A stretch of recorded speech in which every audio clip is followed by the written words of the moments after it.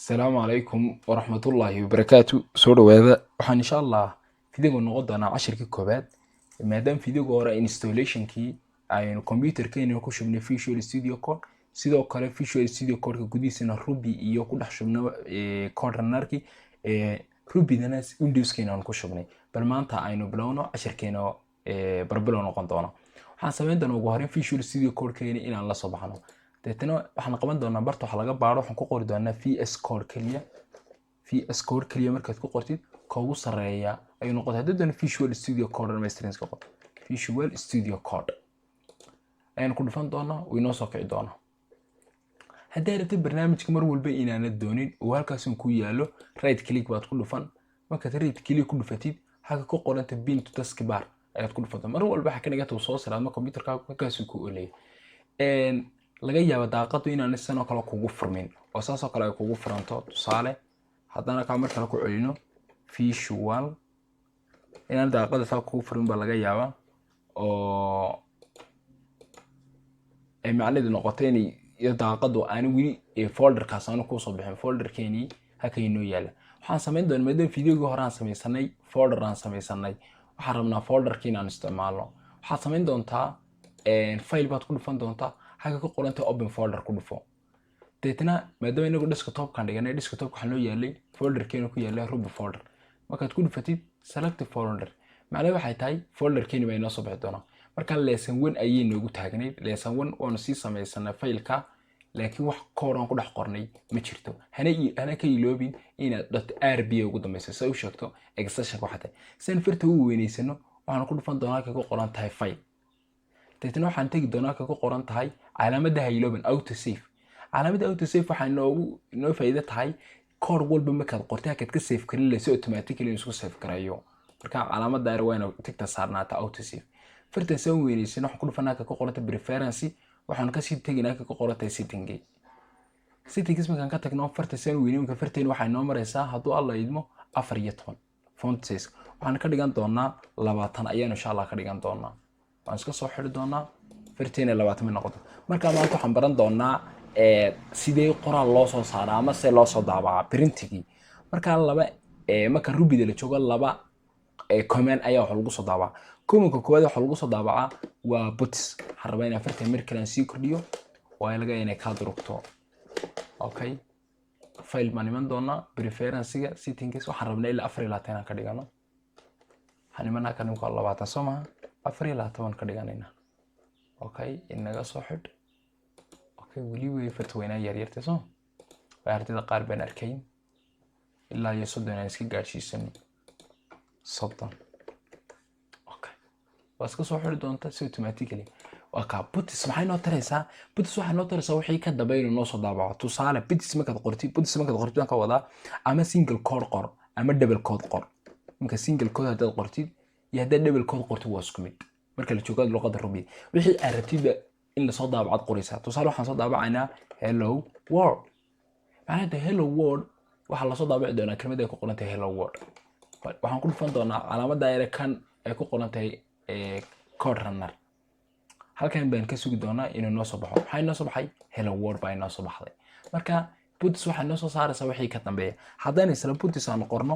oo aynu hadduu alla idmo aan adeegsano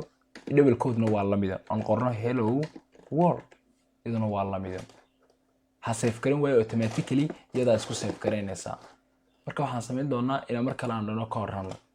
laba hello world baa noo soo bixi doona aan eegno okay laba hello world baa inoo soo bixi doona yara sugni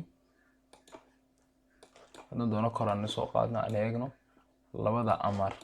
ee inoo soo bixi rabay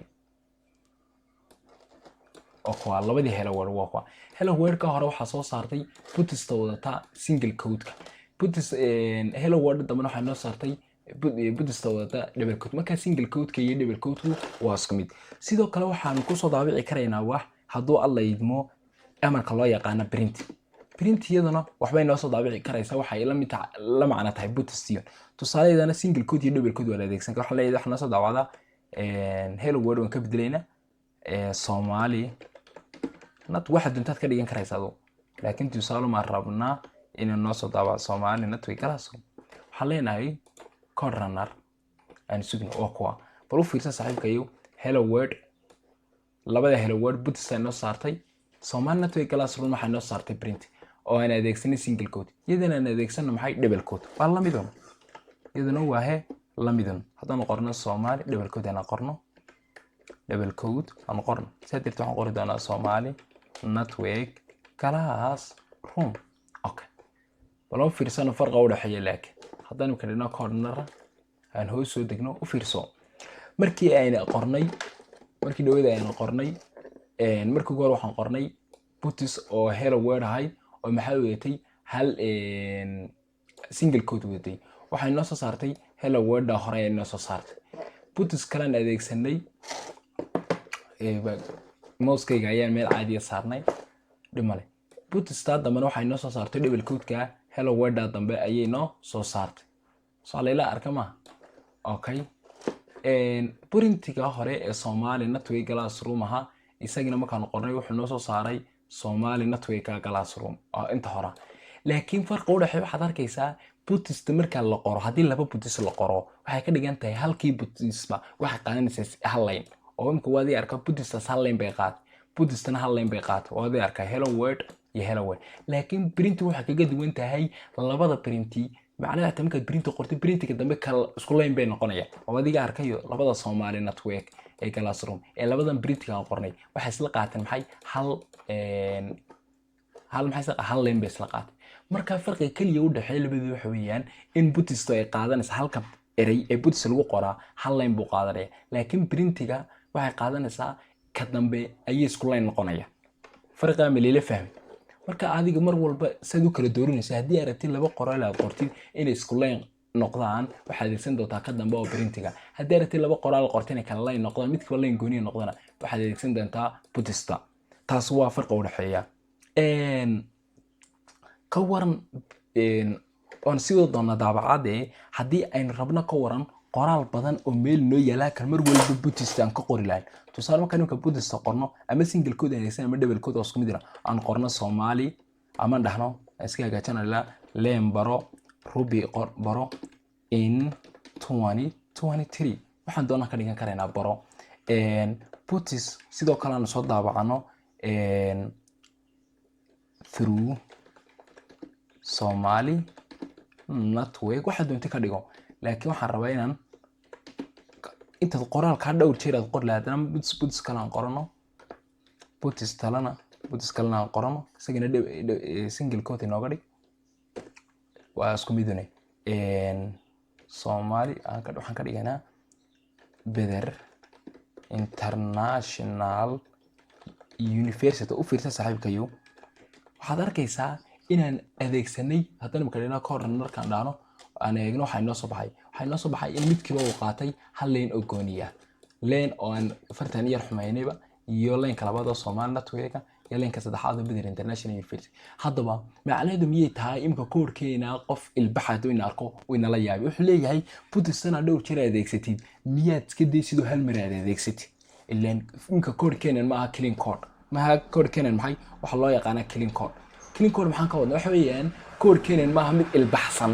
saan uga dhigno code ilbaxsan waxa weeyaan inaan tan butistan oo dhan ka maarno hal mar inaan butis si adeegsano oo sidaan uga maarmayna waxaan uga maarmaynaa inaan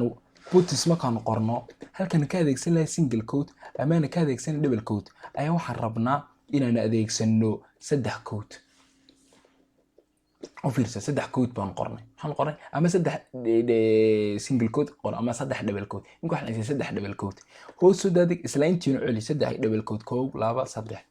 waxa ka dhigan tahay butista saddexda single quote inta u dhaxaysa labada saddexda single quote iyo saddexda single quote u dhaxaysa wixii doono ee lagu qoro ayaa soo baxaya oo leen intii markaa inooga soo baxayay ee ahayd leen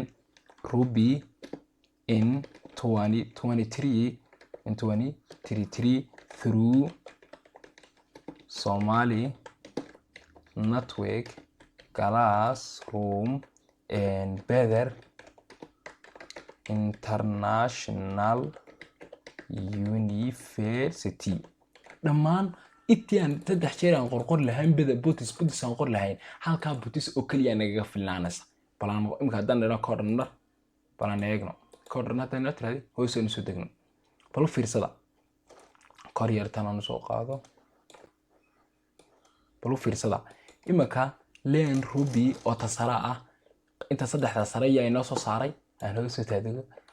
saddexda sare ayaa inoo soo saaray waxaa inoo soo saaray but saddexdii butisaan qornay laakiin imaka saddexdii butisaan ka maarnay ayaan hal mar oo butis adeegsanay intaas inoo soo saaray farqiga u dhaxeeyo waa maxay farqiga u dhaxeeyo waxa weeyaan in haddii single code iyo double code aad adeegsatid waxa loo yaqaanaa waa multi-line hal line oo kaliya inoo soo daabacaya isla fahanay laakiin butis taa saddexda code leh waxay inoo soo saaraysaa hadduu alla idmo multi-line baa loo yaqaanaa imika butis markii hore waxaan adeegsanaa hadduu alla idmo saddex double code baan adeegsan sidoo kale waxaan adeegsan karaynaa saddex single code 1 2 3 sidoo kale intaan hoos soo degno ayaan saddexdii 1 2 3 macnaha waa isku mid waa saddex jeer la qoraa detenitio kale qori karaynaa len waa isku xubaa soo baxaya len ruby in 2023 through Somali network